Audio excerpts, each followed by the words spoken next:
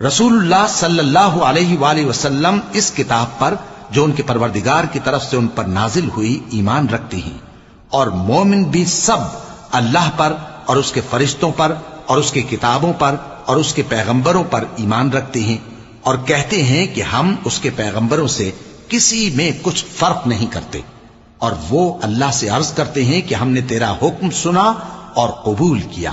اے پروردگار، ہم تیری بخشش مانگتے ہیں اور تیری ہی طرف لوٹ کر جانا ہے۔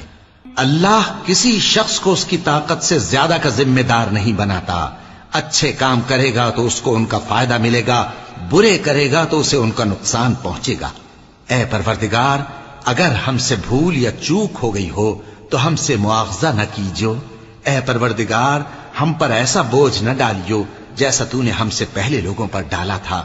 اے پروردگار، جتنا بوجھ اٹھانے کی ہم میں طاقت نہیں اتنا بوجھ ہم پر نہ رکھیو، اور اے پروردگار، ہمارے گناہوں سے درگزر کر اور ہمیں بخش دے اور ہم پر رحم فرما۔